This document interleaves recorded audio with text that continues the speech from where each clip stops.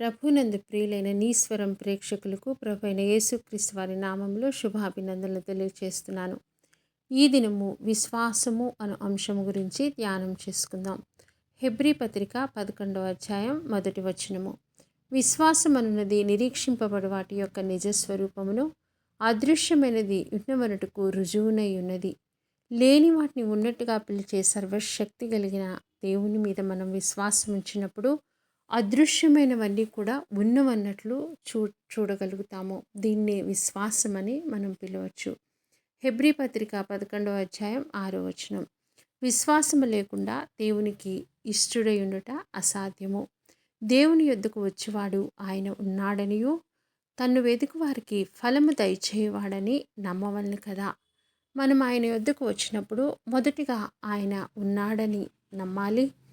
ఆయన వెతికే మనందరికీ కూడా ఆయన ఫలము దయచేస్తాడని కూడా నమ్మాలి. అప్పుడే మనం ఆయన దగ్గర నుంచి దేన్నైనా పొందుకోగలుగుతాం. విశ్వాసములో అనేక రకాలు ఉన్నాయి. జీవించుట కొరకు విశ్వాసం కావాలి. రోమాపత్రిక 1వ అధ్యాయము 17వ వచనం. నీతిమంతుడు విశ్వాసమూలముగా జీవించును. ఈ లోకంలో మనం జీవించాలంటే మనకి తప్పకుండా విశ్వాసం ఉండాలి. ఈ దినము గడిచిన తర్వాత మరొక నూతనమైన దినంలో మనం ప్రవేశించబోతున్నాము అన్న విశ్వాసమే మనల్ని జీవింపచేయుటకు అవసరమైనటువంటి విశ్వాసముగా మనం పిలవచ్చు. ఈ విశ్వాసము లేకుండా మనం జీవించలేము. ఆత్మఫలాలలో ఒకటైనటువంటి విశ్వాసము. గలతీ పత్రిక 5వ అధ్యాయం 22వ వచనం. ఆత్మ ద్వారా మనకు అనుగ్రహించబడేటువంటి ఒక ఫలము విశ్వాసము. ఈ విశ్వాసం అనే ఫలము లేకపోతే మన జీవితాల్లో మనం అనేక ప్రాంతాలలో అపజయాన్ని చూస్తూ ఉంటాము. ఆత్మవరాల్లో ఒకటైనటువంటి విశ్వాసము. 1 కొరింథీ పత్రిక 12వ అధ్యాయం 9వ వచనం. ఆత్మదేవుని నుండి ఉచితముగా పొందు వరము ఈ విశ్వాసము. యేసయ్య ఈ లోకంలో ఉన్నప్పుడు కూడా ఈ విశ్వాసం అనేటువంటి వరాన్ని వాడినట్లు మనం చూస్తూ ఉన్నాం. ఈ విశ్వాసం అనే వరము విశ్వాసులందరికీ కూడా ఇతరుల ప్రయోజనం కొరకు, సంఘ క్షేమం కొరకు ఆత్మదేవుడు అనుగ్రహించాడు. కాబట్టి ఆత్మవరములో ఒకటైనటువంటి విశ్వాసం అనే వరాన్ని మనందరము కలిగి ఉన్నప్పుడు మన విశ్వాస జీవితంలో విజయవంతంగా మనం ముందుకు వెళ్ళగలుగుతాము. విశ్వాసం అనే డాలును కూడా మనం ధరించవలసిన వాళ్ళమై ఉన్నాం. ఎఫెసీ పత్రిక 6వ అధ్యాయం 16వ వచనం.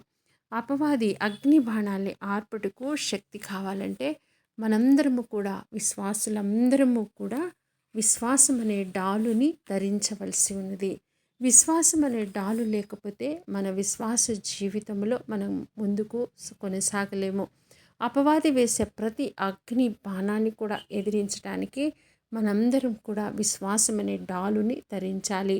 విశ్వాసము లేని దుష్ట హృదయం మీలో ఎవని అందైనను ఒకవేళ ఉండునేమో అని జాగ్రత్తగా చూసుకొనుడి అనేటువంటి హెచ్చరికను హెబ్రీ పత్రిక 3వ అధ్యాయం 12వ వచనంలో మనకి అనుగ్రహించబడింది. కాబట్టి మనందరము కూడా ఒకవేళ విశ్వాసము మనలో లేకపోతే మన హృదయము దుష్ట హృదయం అని మనకు మరి ఒక హెచ్చరింపు అనుగ్రహించబడింది. కాబట్టి మనందరము కూడా మన హృదయంలో విశ్వాసాన్ని కలిగి ఉన్నామా లేదా అని మనం పరీక్షించుకోవాలి. హెబ్రీ పత్రిక 4వ అధ్యాయం 2వ వచనం. విశ్వాసము లేని వారి జీవితంలో వాక్యము నిష్ప్రయోజనం అవుతుంది. విశ్వాసం లేని వారి జీవితంలో వాక్యము పనిచేయదు.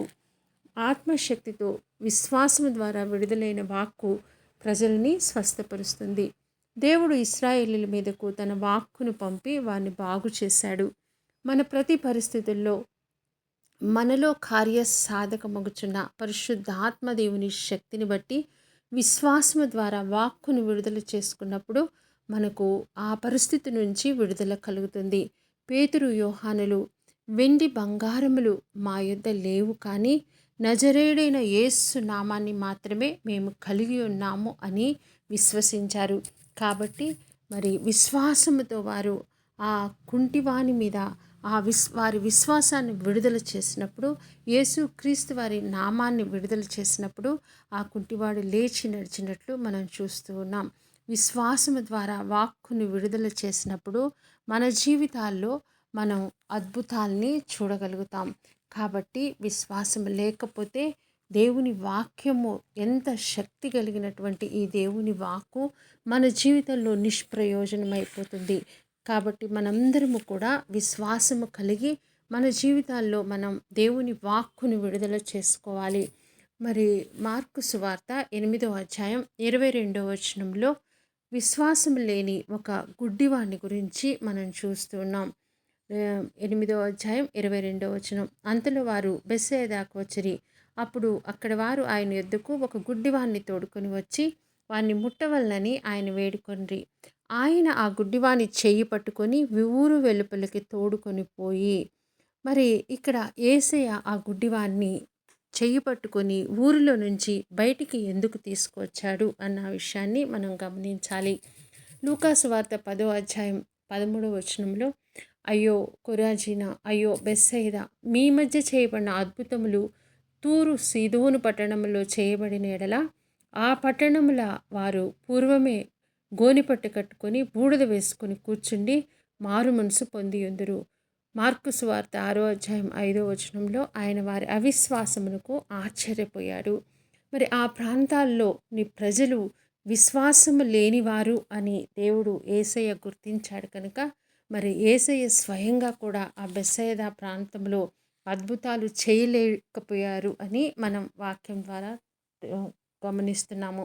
మరి అందుకనే దేవుడు ఆ గుడ్డివాని చెయ్యి పట్టుకొని ఆ ఊరు నుంచి వెలుపలకు తీసుకొచ్చాడు. మనందరం కూడా మన జీవితాల్లో మనం అద్భుతాలు పొందుకోవాలంటే మనం విశ్వాసమైనటువంటి వాతావరణంలో ఉండాలి. విశ్వాసం లేని ప్రజల మధ్యలో ఉన్నప్పుడు మరి మన జీవితాల్లో మనం కూడా కొన్నిసార్లు అద్భుతాలు పొందుకోలేము. అందుకనే యేసయ్య బెత్సయిదా నుండి ఆ గుడ్డివాన్ని చెయ్యి పట్టుకొని ఊరు వెలుపలికి తోడుకొని వచ్చాడు. మరి సువార్తల్ని గమనించినప్పుడు యేసుక్రీస్తు ప్రభువారు ఒక అద్భుతం కోసం 2 సార్లు ప్రార్థన చేసిన సంఘటన ఇది మొదటిది అని మనం చూస్తున్నాం. మరి మొదటిసారి ప్రార్థన చేసినప్పుడు అతనికి మరి మనుషులు చెట్లులాగా కనిపించినట్లు మనం చూస్తూ ఉన్నాం. అంటే అవిశ్వాసం ద్వారా సంపూర్ణమైన స్వస్థతను గుడ్డివాడు పొందుకోలేకపోయాడు. మరలా యేసయ్య తన చేతులు వాని కన్నుల మీద ఉంచి ప్రార్థన చేసినప్పుడు అతనికి సమస్తము తేటగా కనిపించింది. మరి ఇక్కడ ఈ అవిశ్వాసపు వాతావరణాన్ని యేసయ్య గమనించాడు కాబట్టి అతనికి గుడ్డివానికి నీవు ఊరిలోనికి వెళ్ళవద్దని చెప్పి వాని ఇంటికి వాణ్ణి పంపివేశాడు. గుడ్డివాన్ని అతని కుటుంబం యొద్దకి యేసయ్య పంపించాడు. కానీ ఆ అవిశ్వాసపు వాతావరణం కలిగి ఉన్న ఊరిలోనికి తిరిగి వెళ్ళవద్దని హెచ్చరించాడు. ఈరోజు మనందరికీ కూడా ఆయన ఇచ్చే హెచ్చరిక ఏంటంటే మనం అవిశ్వాసం యొక్క వాతావరణంలో ఉండకూడదు. అవిశ్వాసుల జోలికి మనం వెళ్ళి అవిశ్వాసుల మధ్యలో మనం నివసిస్తున్నప్పుడు మనకు తెలియకుండానే మనలో కూడా అవిశ్వాసం పెరుగుతుంది. కాబట్టి దేవుడు ఆ అవిశ్వాసపు వాతావరణంలో ఉన్నటువంటి ఆ బెత్సయిదాకు తిరిగి వెళ్ళవద్దని గుడ్డివానికి ఆజ్ఞాపించాడు. విశ్వాసం లేకపోవటం వల్ల మనం దేవుని దగ్గర నుంచి ఏమీ పొందుకోలేము. మరి వారి అవిశ్వాసాన్ని చూసి యేసయ్య ఆశ్చర్యపడ్డాడంట. కాబట్టి మనందరము కూడా ఈ దినము విశ్వాసము కలిగి ఉండటానికి అలవర్చుకోవాలి. యేసుక్రీస్తు ప్రభు వారు శిష్యులకి కూడా మరి అన్నిటి మీద ఆయన అధికారాన్ని ఇచ్చాడు. అయినప్పటికీ కూడా కొన్నిసార్లు శిష్యుల యొక్క విశ్వాసం మరి సన్నగిలినట్లు విశ్వాసం పని చేయకుండా ఉన్న పరిస్థితులను కూడా మనం చూస్తూ ఉన్నాం. విశ్వాసాన్ని ఎలా పొందుకోవాలి?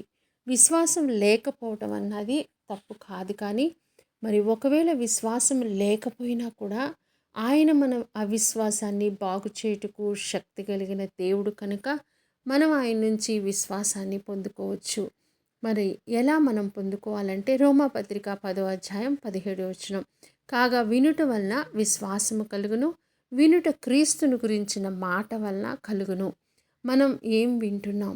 మనం నిజంగా క్రీస్తుని గురించిన మాట వింటుంటే యేసయ్య మాటలు అనే ఈ జీవగ్రంథంలో వ్రాయబడిన మాటలు వినటం ద్వారా మనందరి విశ్వాసము బలపడుతుంది. హెబ్రీ పత్రిక 12వ అధ్యాయం 1-2 వచనాలు, విశ్వాసమునకు కర్తయు దాన్ని కొనసాగించువాడు అయిన యేసు వైపు మనము చూచినప్పుడు మన విశ్వాసము బలపరచబడుతుంది. మనం మన జీవితాల్లో చాలాసార్లు మనుష్యుల వైపు చూస్తూ ఉంటాం. కానీ వాక్యం ఏం సెలవిస్తుందంటే విశ్వాసమునకు కర్త దాన్ని కొనసాగించేవాడు కూడా యేసయ్యేనంట. కాబట్టి ఎప్పుడైతే మనం యేసయ్య వైపు చూస్తామో మన గురి ఆయన వైపు నిలిపినప్పుడు మనం విశ్వాసాన్ని పొందుకోగలుగుతున్నాం. మన విశ్వాసము మనుషుల జ్ఞానమును ఆధారము చేసుకొనక మరి దేవుని శక్తిని ఆధారం చేసుకొని ఉండాలి. మన విశ్వాసానికి ఆధారం ఏంటి? ఏదైనా కూడా అద్భుతం జరిగినప్పుడు అది ఎలా జరిగింది? దేవుని కార్యాలకు ఆధారం ఏంటి? శూన్యం నుండి సమస్తాన్ని దేవుడు ఎలా సృష్టించాడు? ఇది మానవ జ్ఞానానికి అతీతమైనది.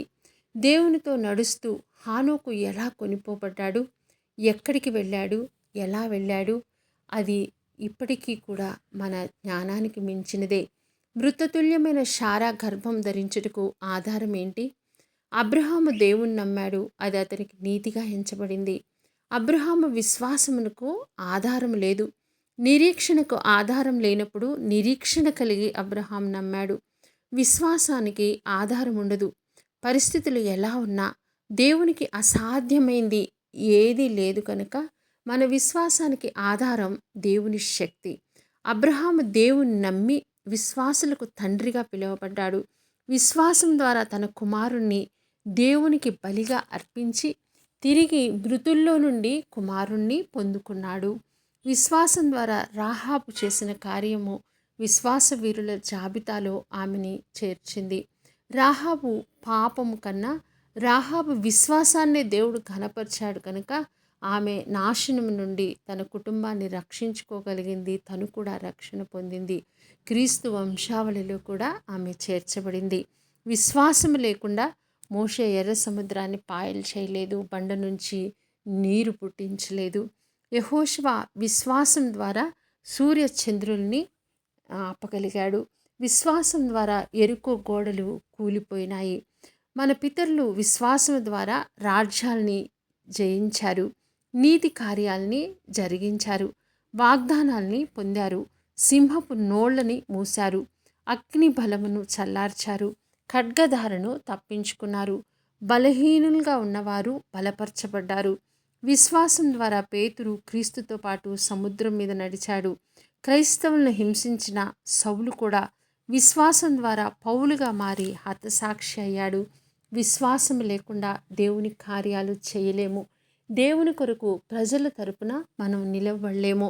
మనకు ఎంత విశ్వాసం ఉంది అన్నది విషయం కాదు, కానీ ఆ విశ్వాసాన్ని మనం ఎంతగా విడుదల చేస్తున్నాము అన్న విషయాన్ని మనం గమనించాలి. విశ్వాసం లేకుండా దేవుని కార్యాల్ని మనం అనుభవించలేము. ఇతరుల జీవితాల్లో కూడా మనం దేవుని కార్యాల్ని చూపించలేము. కాబట్టి మనందరము కూడా ఈరోజు దేవుని నుంచి విశ్వాసాన్ని పొందుకోవాలి. విశ్వాసం ద్వారా మాత్రమే దేవునికి మనం ఇష్టలంగా ఉండగలం. హెబ్రీ పత్రిక 11వ అధ్యాయము 6వ వచనం. దేవునికి ఇష్టలుగా ఉన్నవారికి దేవుడు కొన్ని మేళ్ళని చేస్తాడు అని వాగ్దానం చేశారు. దేవునికి ఇష్టలుగా ఉన్నవారికి ఆయన సమాధానాన్ని అనుగ్రహిస్తాడు అని వాక్యం సెలవిస్తూ ఉంది. లూకాసు వార్త 2వ అధ్యాయం 14వ వచనం. సర్వోన్నతమైన స్థలముల్లో దేవునికి మహిమయో, ఆయనకిష్టులైన మనుష్యులకు భూమి మీద సమాధానము కలుగునుగాక. ఈ భూమి మీద ఎన్ని ఆస్తిపాస్తులున్నా ఏమున్నా మరి సమాధానం లేని ప్రజలు అనేక మంది ఉన్నట్లు మనం చూస్తూ ఉన్నాం.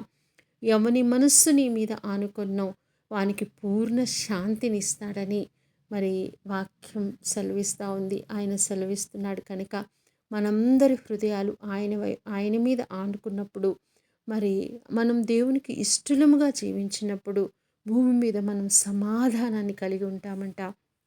మరి ప్రసంగి గ్రంథం 2వ అధ్యాయం 26వ వచనంలో కూడా దైవ దృష్టికి ఇష్టడుగు వానికి ఇచ్చుడికై ప్రయాసపడి పోగు చేయు పనిని ఆయన పాపాత్మనికి నిర్ణయించును. ఈ వాక్యంలో అనేక రకాలైనటువంటి గూఢార్థాలు ఉన్నాయి.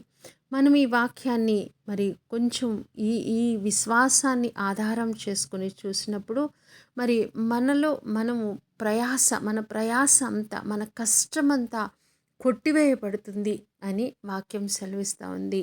మరి ఎవరైతే దేవునికి ఇష్టలుగా ఉంటారో వారు ప్రయాసపడిన అవసరం లేదంట. మన కోసం ప్రయాసపడి పోగు చేసే భారాన్ని ఆయన వేరొకరికి పాపాత్ములకు అప్పగిస్తానని మరి చెప్తా ఉన్నాడు. కాబట్టి మరి ప్రయాసపడే భారం మోయిచున్న వార్లారా, మీరందరూ నా యొద్దకు రండి, నేను మీకు విశ్రాంతిని ఇస్తానంటున్నాడు. ఎప్పుడైతే ఆయనకి ఇష్టలంగా మనం జీవించటం మొదలు పెడతామో మన ప్రయాస కొట్టివేయబడుతుంది. సామెతల గ్రంథం 16వ అధ్యాయం 7వ వచనం, మన శత్రువులు మిత్రులుగా మారతారంట. ఎప్పుడైతే మనం దేవునికి ఇష్టలంగా జీవిస్తామో అప్పుడు అని మనకు తెలియకుండానే మన శత్రువులు అందరినీ కూడా ఆయన మన మిత్రులుగా మారుస్తాడు. మరి హానోకు లాగా మరి దేవునికి ఇష్టడుగా ఉన్నాడు కనుక మరి దేవునితో మనం కూడా నడిచినప్పుడు మరి హానోకు దేవునితో కొనిపోబడ్డాడు. మనం కూడా అటువంటి ఉన్నతమైన విశ్వాస జీవితంలో మనం జీవించగలుగుతాము. దేవునికి ఇష్టలుగా లేని వారు సంహరించబడతారని వాక్యం సెలవిస్తుంది. 1 కొరింథీ పత్రిక 10వ అధ్యాయం 5వ వచనం. అయితే వారిలో ఎక్కువ మంది దేవునికి ఇష్టలుగా ఉండకపోయిరు కనుక అరణ్యములో సంహరించబడ్డారంట. మరి విశ్వాసం లేకపోతే దేవునికి ఇష్టలుగా మనం ఉండలేం. ఎప్పుడైతే మనం దేవునికి ఇష్టలుగా ఉండమో అప్పుడు మరి సంహరించబడతామట. అంటే మరి మరణ దూత, సంహారక దూత మనల్ని వెంటాడుతూ ఉంటుంది. కాబట్టి ఈరోజు మనం విశ్వాసం ద్వారా దేవునికి ఇష్టలుగా జీవించడానికి మనం అందరం కూడా సిద్ధపడదాం. ప్రకటన గ్రంథం 21వ అధ్యాయం 8వ వచనం, పిరికివారు అవిశ్వాసులు అగ్నిగంధకంలో మండు గుండములో పాలు పొందుతారు. అంటే మరి అవిశ్వాసము అన్నది దేవుని దృష్టిలో ఒక పాపమని, ఈ పాపం ద్వారా మరి నరకానికి కూడా వెళ్ళేటువంటి అవకాశం ఉందని వాక్యం సెలవిస్తూ ఉంది. కాబట్టి ఈరోజే మనం అవిశ్వాసాన్ని విడిచిపెడదాం. వినుట వలన విశ్వాసం కలుగుతుంది.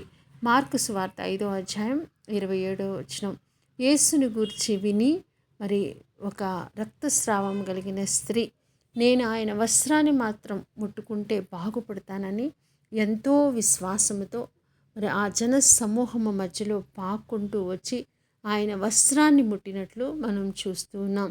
ఆమె విశ్వాసం ద్వారా యేసుక్రీస్తు ప్రభు వారి వస్త్రములో ఉన్నటువంటి ఆ శక్తి ఆమె శరీరములకు విడుదలవ్వటం వల్ల ఆమె మరి స్వస్థత పొందినట్లు మనం చూస్తూ ఉన్నాం.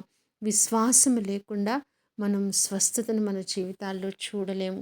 యెహోషువ గ్రంథం 2వ అధ్యాయం 10-11 వచనాలు.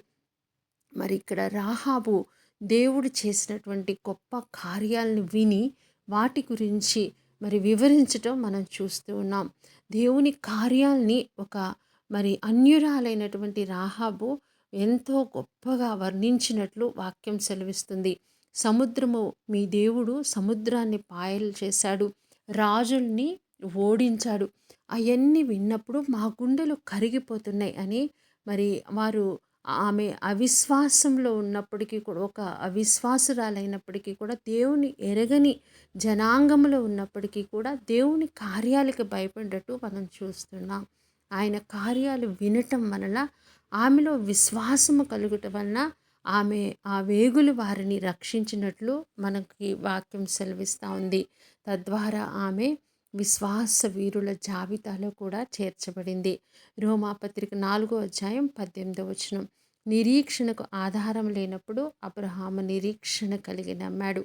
మనకు మరి నమ్మడానికి ఆధారం అవసరం లేదు. మనం లేని వాటిని ఉన్నట్టుగా మనం చూడగలిగినప్పుడు, అదృశ్యమైనవి ఉన్నవన్నట్లు ఎప్పుడైతే మన మనోనేత్రాలతో మనం చూస్తామో అప్పుడు మనం విశ్వాసములో బలపరచబడతాం. అబ్రహాము విశ్వాసులకు తండ్రి, మనం కూడా అబ్రహాముకు వారసులము కనుక అబ్రహాము కలిగినటువంటి విశ్వాసాన్ని మనం కలిగి ఉన్నప్పుడు మనం కూడా నీతిమంతుల జాబితాలో చేర్చబడతాము. మన నీతిని బట్టి మనం ఎన్నడూ కూడా నీతిమంతులం కాదు, కానీ మరి మనం విశ్వాసము ద్వారానే మనం జీవించగలుగుతాం. నీతిమంతుడు విశ్వాసమూలంగానే జీవిస్తాడు. కాబట్టి మన జీవితానికి, మనం జీవించటానికి ఆధారం మన విశ్వాసమే. విశ్వాసము ద్వారానే మనం రక్షించబడ్డాం. విశ్వాసము ద్వారా మనం క్రీస్తుతో పాటు పాతిపెట్టబడ్డాం. విశ్వాసము ద్వారా క్రీస్తుతో పాటు లేపబడ్డాం. విశ్వాసము ద్వారా నీతిమంతులంగా మనం తీర్చబడ్డాం. విశ్వాసము ద్వారా మనం పరిశుద్ధులమయ్యాం. ఆయన ఉన్న స్థలంలో మనము కూడా ఉంటామన్నటువంటి నిరీక్షణ మనకు విశ్వాసం ద్వారా కలిగింది. మరి యేసయ్య ఈ లోకంలో ఉన్నప్పుడు ఆయన దగ్గరికి వచ్చిన వారు అందరినీ స్వస్థపరిచాడని మరి వాక్యం సెలవిస్తూ ఉంది. ఆయన రక్తమందు విశ్వాసం ఉంచితే, ఆయన యొక్క శిలువ కార్యం మీద మనం విశ్వాసం ఉంచినప్పుడు మనం రక్షించబడతాం. మన పాపములు ఎలాగైతే క్షమించబడ్డాయో, మరి ఆయన పొందిన దెబ్బల ద్వారా మనందరికీ కూడా ఉచితమైనటువంటి స్వస్థత అని వాక్యం సెలవిస్తుంది. శిష్యులు క్రీస్తుతో కలిసి జీవించారు. మాటి మాటికి యేసయ్య వారిని సరిచేసుకుంటూ వచ్చాడు. మరి యేసయ్యతో కలిసి జీవిస్తున్నప్పటికీ అనేక సార్లు వారు అవిశ్వాసంలో నడిచినట్లు, అల్ప విశ్వాసంతో ఉన్నట్లు మనం చూస్తూ ఉన్నాం. వారు పడిపోయిన ప్రతిసారి యేసుక్రీస్తు వారిని చూసి, మీ ప్రార్థనా జీవితం ఎక్కడా, మీరు వాక్యం చదవట్లేదా అని గద్దించలేదు, కానీ మీ విశ్వాసం ఎక్కడా అని, మరి మీరు ఎందుకు అల్ప విశ్వాసాన్ని కలిగి ఉన్నారని వారిని గద్దించి వారిని సరిచేశాడు. కానీ మరి ఎప్పుడు కూడా మరి ఏ విషయం గురించి కూడా శిష్యుల్ని గద్దించినట్లు వ్రాయబడి లేదు. పేతురు పడవలో నుండి సముద్రం మీదకి నడుచుట కొరకు దిగాడు. సముద్రం మీద ఒక మానవునిగా నడవలేనని పేతురుకు తెలుసు. ప్రభువా, నేను మునిగిపోతున్నాను అన్నాడు. మరి యేసయ్య, భయపడొద్దు, నా వైపు చూడు అన్నాడు. ఎప్పుడైతే పేతురు మరి యేసయ్య వైపు చూశాడో ఆ సముద్రం మీద నడవగలిగాడు. మరి సముద్రంలోకి దూకాడు అంటే అతను వెనుక పేతురులో ఉన్న విశ్వాసాన్ని యేసయ్య గమనించాడు. ఈరోజు మనలో ఉన్న విశ్వాసం కూడా ఆయనకు తెలుసు. ఒకవేళ మునిగిపోయేటువంటి పరిస్థితుల్లో మనం ఉన్నా కూడా ఆయన ఈరోజు మనకిచ్చే సందేశం ఏంటంటే, నువ్వు నా వైపు చూడు, నువ్వు భయపడక్కర్లేదు. నువ్వు ఎప్పుడైతే నా వైపు చూస్తావో నీ పరిస్థితుల్లో నువ్వు మునిగిపోవు అని మరి ఆయన మనందరికీ ధైర్యాన్ని చెప్తున్నారు. మరి కొందరు పడవలో కూర్చొని మాట్లాడతారు. కొందరు వాతావరణం యొక్క రిపోర్ట్ చూసి పడవలోకి రారు. ఒడ్డు నుండి మాట్లాడే వాళ్ళు చాలామంది మన జీవితంలో తారసపడుతూ ఉంటారు. కొందరు కిటికీలో నుండి చూస్తారు. దిగిన వారిలో ఉన్న విశ్వాసాన్ని ఎవరైతే ధైర్యముగా ఆయన మీద విశ్వాసం ఉంచి సముద్రంలోకి దిగుతారో, మరి ఆయనతో పాటు నడవటానికి ఇష్టపడతారో, వారి యొక్క విశ్వాసాన్ని దేవుడు చూస్తూ ఉన్నాడు. కొత్త నిబంధనలో అనేక మంది స్వస్థత పొందారు. రక్తస్రావం కలిగిన స్త్రీ స్వస్థత పొందింది. మరి శతాధిపతి యొక్క కుమారుడు, మరి దాసుడు స్వస్థపడినట్లు మనం చూస్తున్నాం. అనేక మంది కుష్ఠరోగులు, మరి అనేక మంది కూడా స్వస్థత పొందారు. కళ్ళు లేని వాళ్ళకి కళ్ళు, చెవు లేని వారికి వినికిడి రావడం మనం చూస్తున్నాం. వీరందరూ విశ్వాసం కలిగిన వారే. అయితే వీరెవ్వరూ కూడా అపోస్తల కార్యంలో మనకు కనిపించలేదు. ఏమాత్రము విశ్వాసం లేని శిష్యుల్ని విశ్వాసాన్ని బలపరిచి, యేసయ్య మరి నేను వెళ్ళి మీ కొరకు ఆదరణకర్తగా మీతో ఎల్లప్పుడూ నివసించడానికి పరిశుద్ధాత్మను పంపిస్తానన్న వాగ్దానం చేసి శిష్యుల్ని ఆత్మచేత అభిషేకించటం ద్వారా విశ్వాస వీరులుగా, మరి ఆయన కొరకు హతసాక్షులగున్నట్లుగా వారిని మార్చినట్లు మనం చూస్తూ ఉన్నాం. మరి స్పిరిట్ ఆఫ్ ఫెయిత్ ఎప్పుడైతే శిష్యుల్లో నింపబడిందో, ఎప్పుడైతే పేతురు మీద అగ్ని జ్వాలల రూపంలో, నాలుకల రూపంలో మరి పరిశుద్ధాత్మ దేవుడు దిగి వచ్చాడు, అప్పుడు నుంచి ఆ పిరికితనముల నుంచి బయటికి వచ్చి ఒక్కసారి ప్రసంగం చేసినప్పుడు 3,000 మంది, మరొకసారి 5,000 మంది, మరి అనేక సార్లు మరి దేవుని నామము కొరకు జైలుకు వెళ్ళాడు. అనేక సార్లు అనేక శ్రమలు పొంది చివరకు పరిశుద్ధాత్మ శక్తి ద్వారా తలకిందులుగా సిలువ వేయబెట్టట్టు మనం చూస్తున్నాం. ఈరోజు అట్టి విశ్వాసాన్ని మనం కలిగి ఉన్నామా? ఒకవేళ ఎవరికైనా విశ్వాసము తక్కువగా ఉన్నా కూడా మరి ఆయన ప్రతి ఒక్కళ్ళకి కూడా పరిమాణం ప్రకారము ఒక కొలతగా ఆయన మనందరికీ విశ్వాసాన్ని అనుగ్రహించడానికి సిద్ధంగా ఉన్నాడు. ఎవరు కూడా నాకు విశ్వాసం లేదు, నేను దేవుని కార్యాలను చూడలేను అని అవసరం లేదు. ఎప్పుడైతే మనం ఆయన వైపు చూస్తామో, విశ్వాసానికి కర్తయు దాన్ని కొనసాగించువాడైన యేసు వైపు మనం చూసినప్పుడు మనం విశ్వాసాన్ని పొందుకోగలుగుతాం. విశ్వాసాన్ని పొందటానికి ఏకైక మార్గం దేవుని వాక్యాన్ని వినటం. ఎప్పుడైతే మనం వాక్యాన్ని వింటామో అప్పుడు ఆ వాక్యం మన జీవితంలో పనిచేస్తుంది. విశ్వాసం ద్వారా ఆ వాక్యాన్ని మనలోనికి మనం తీసుకున్నప్పుడు అనేక అద్భుత కార్యాలు మనం చూడగలుగుతాం. విశ్వాసం ద్వారా ఆత్మ వరాల్ని మనం ఇతరుల ప్రయోజనం కొరకు, ఇతరుల యొక్క అభివృద్ధి కొరకు, ఇతరులు బంధకాల నుంచి విడిపించడం కొరకు మనం విడుదల చేయగలుగుతాం. కాబట్టి ఈరోజు ఈ వాక్యం వింటున్న దేవుని బిడ్డలారా, మీలో ఎవరికైనా విశ్వాసము కొద్దిగా ఉంటే ఆయన ఇస్తానని వాగ్దానం చేశాడు. ఆయన ఎవ్వరిని గద్దించడు. మనకి విశ్వాసము తక్కువగా ఉంటే దాన్ని ఇవ్వడానికి యేసయ్య సిద్ధంగా ఉన్నాడు. కాబట్టి ఇప్పుడే మనందరము కూడా పరిశుద్ధాత్మ దేవుని సహాయాన్ని అడుగుదాం. ఆత్మదేవుడు ఆయన ఆయనలో ఉన్న విశ్వాసము, ఆయన మనలో జీవించుచున్నాడు కనుక మనము కలిగి ఉన్న విశ్వాసము పరిశుద్ధాత్మ దేవుని విశ్వాసమే. క్రీస్తు మనలో జీవించుచున్నాడు కనుక క్రీస్తు కలిగి ఉన్న విశ్వాసం మనలో నుంచి విడుదలవుతుంది. కాబట్టి ఈరోజు మనందరము కూడా మన పరిస్థితులను చూసి నిరాశపడవద్దు. ఆయన లేని వాటిని ఉన్నట్టుగా పిలిచే దేవుడు, మృతులను సజీవులుగా చేసే దేవుడు. ఆయనకు అసాధ్యమైంది ఏదీ లేదు కనుక మనందరము కూడా ప్రార్థన చేద్దాం. అయ్యా, నీ విశ్వాసాన్ని నాకు ఇవ్వమని. ఎప్పుడైతే ఆ విశ్వాసాన్ని పొందుకుంటామో మనం అనేక మంది జీవితాలని కూడా ఆయన తరపున జయించగలుగుతాం. అనేక మంది విశ్వాసం లేని వారికి విశ్వాసాన్ని అనుగ్రహిస్తూ వారి జీవితాల్లో అద్భుతాలు జరగటానికి ప్రభు మనల్ని కూడా వాడుకుంటాడు. కాబట్టి మనందరము కూడా పరిశుద్ధాత్మ దేవుని సహాయాన్ని అడుగుదాం. ఆత్మదేవ, మమ్మల్ని అందరినీ ఈ దినము విశ్వాసం అనేటువంటి ఆత్మచేత నింపమని ప్రార్థన చేద్దాం. తండ్రి పరిశుద్ధుడా, మీ పాదాలకు వందనాలయ్యా. ఈ దినం ఈ వాక్యం వింటున్న బిడ్డలందరిలో కూడా తండ్రి మీ విశ్వాసాన్ని విడుదల చేయమని ప్రార్థన చేస్తున్నాను. అయ్యా, మీకు అసాధ్యమైంది ఏదీ లేదు నాయన. ఆ రోజు సముద్రాన్ని పాయలుగా చేసినటువంటి విశ్వాసం తండ్రి, అయ్యా మృతులను సజీవులుగా చేసినటువంటి విశ్వాసం దేవా, సూర్యచంద్రులను ఆపినటువంటి మీ విశ్వాసాన్ని ఈరోజు మా అందరిలోకి విడుదల చేయమని ప్రార్థన చేస్తున్నాను. మీరు అక్కడ అతి సమీపంగా ఉంది నాయన. అనేక మంది విశ్వాసము చల్లారిపోతుంది దేవా. పరిస్థితులకు ప్రతికూలంగా ఉండటం వల్ల అనేక మంది తండ్రి దారి తప్పి తిరుగుతున్నారయ్యా. అయ్యా, మా మీద మీ ప్రసన్నతను రానివ్వండి. అయ్యా, మీరు విశ్వాసమునకు కర్త కనుక దాన్ని కొనసాగించేవాడు నీవే కనుక తండ్రి, మీ యొక్క విశ్వాసాన్ని మా అందరిలోకి విడుదల చేయమని ప్రార్థన చేస్తున్నాను. పరిశుద్ధాత్మదేవ, అయ్యా మీ అగ్ని ద్వారా తండ్రి తాకినప్పుడు అయ్యా మా అవిశ్వాసము పోయి తండ్రి మేమందరము కూడా విశ్వాసులముగా మారుతాము కనుక ఇప్పుడే మీ ఆత్మశక్తి కిందకు మమ్మల్ని అందరినీ తీసుకురమ్మని యేసయ్య పరిశుద్ధ నామములో ప్రార్థన చేసి పొంది ఉన్నామని నమ్ముచున్నాం తండ్రి. ఆమేన్, ఆమేన్.